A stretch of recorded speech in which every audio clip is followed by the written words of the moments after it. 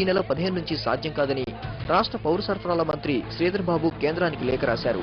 మరికొంత గడువు కోరారు. ఆలు లేదు చూలు లేడు, కొడుకు పేరు సోమలింగం అన్నట్లా ఉంది ప్రభుత్వ పనితీరు. రాష్ట్ర వ్యాప్తంగా ఆధార్ ప్రక్రియ పూర్తి కాకుండానే అన్నింటికీ ఆధారం అంటున్న ప్రభుత్వ తీరుపై విమర్శలు వెల్లువెత్తుతున్నాయి. ఇప్పటికైనా కార్డుల పంపిణీ పూర్తయిన తర్వాతనే ఆధార్కు లింక్ పెట్టే ఆలోచన చేయాలని ప్రజలు కోరుతున్నారు. వీడియో జర్నలిస్ట్ గణేష్తో చంద్రశేఖర్, ఏబిఎన్ ఆంధ్రజ్యోతి, హైదరాబాద్. వివాదాస్పద వ్యాఖ్యలు చేసిన ఎంఐఎం ఎమ్మెల్యే అక్బరుద్దీన్ ను నిజామాబాద్ పోలీసులు ప్రశ్నించారు. 2 రోజుల కస్టడీకి అనుమతి ఉన్నా ఒకే రోజులో విచారణ పూర్తి చేశారు పోలీసులు. తిరిగి అక్బరుద్దీన్ ను ఆదిలాబాద్ జిల్లా జైలుకు తరలించారు.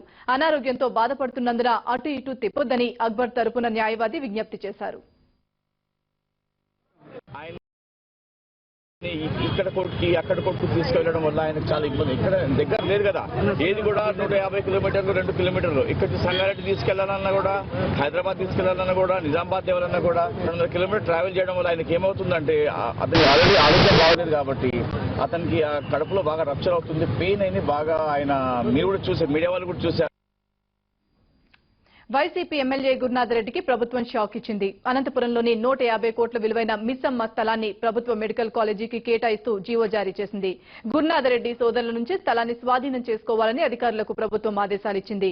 జీవో జారీ ప్రజా విజయమని టీడీపీ నేత మహాలక్ష్మి శ్రీనివాస్ హర్షం వ్యక్తం చేశారు. గతంలో 1.5 కోటిన్నరకే గురునాథ్ రెడ్డి సోదరులు ఈ స్థలాన్ని కొనుగోలు చేశారు. అప్పటి నుంచి ప్రతిపక్షాలు పలుమార్లు ఆందోళనలు నిర్వహించాయి. దీన్ని పరిశీలించిన ప్రభుత్వం తాజాగా స్థలం కేటాయింపుల్ని రద్దు చేసింది.